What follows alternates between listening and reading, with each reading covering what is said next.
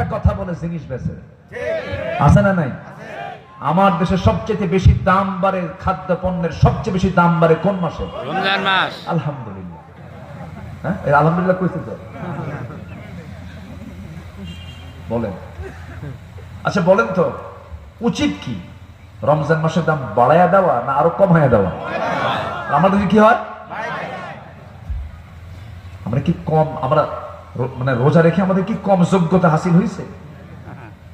যোগ্যতার ছেলে রোজাদারদের 12টা বাজানোর জন্য দাম আরো বাড়ায় যা। আমরা কত ভালো। রমজান মাসে দিনাজপুরে খাবার হোটেল বন্ধ না খোলা? বলেন বলেন বলেন বলেন। বরঞ্চ সামনে কি লেখা থাকে জানেন? লেখা থাকে ওখানে পর্দা থাকে, সামনে পর্দা দিয়ে উপরে লেখা থাকে যত্ন সহকারে ভিতরে খাওয়ানো হয়। কি খাওয়ায়? সেহরি খাওয়ায় না ইফতার খাওয়ায় না কি খাওয়ায়? বলে আচ্ছা, তাহলে রমজান মাসে হোটেল খোলা থাকে এবং যত্ন সহকারে দুপুরে খাওয়ায়। রমজান মাসে সকল খাদ্য পণ্যের দাম অন্য 11 মাসের চাইতে বেশি না কম? তাহলে এগুলো কি তাকওয়ার লক্ষণ? রোজাদারের লক্ষণ কি এগুলো? ওজনে কম বেশি দেওয়া রোজাদার আমার দেশে আছে না নাই? ওজনে কম বেশি দেয়, ভেজাল করে। আমার নবীজি সোজা বলে দিয়েছেন, মাল্লাম ইয়াদা কাওলাজ জুর ওয়াল আমাল বিহি ফালাইসা লিল্লাহি হাজাতুন ফি আন ইয়াদা তুআমাহু ওয়া শারাবাহু।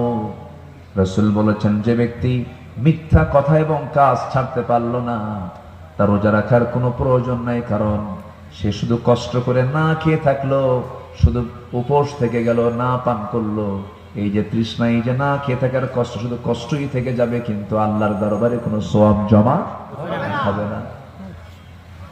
আমার বন্ধুগণ, রমজান আমরা পাচ্ছি, যেমন করে মারিয়াম রোজা ছিলেন, তিনি কোনো বাজে কথা বলেন না, আমরা কোনো বাজে কথা বলবো না। তাহলে বলুন তো, রোজা কি আর শুধু আজকের না আগের? শুধু আজকের না আগের? আগের থেকে রোজা ছিল, আছে এবং সামনে থেকে যাবে। এই হুকুমগুলো আমরা পালন করব, নফল মনে করে না ফরজ মনে করে? ফরজ মনে করে আমরা পালন করব। কিন্তু আমার বন্ধুগণ, রমজানের রোজা কারো কারো জীবনে 20 বার আসছে, কারো কারো জীবনে 30 বার আসছে। এই যে আমার ডান পাশে মুরব্বী বসে আছেন, আপনার বয়স তো অবশ্যই 60+ হয়ে গেছে, 60+ হয়ে গেছে। এই যে মুরব্বী ধরেন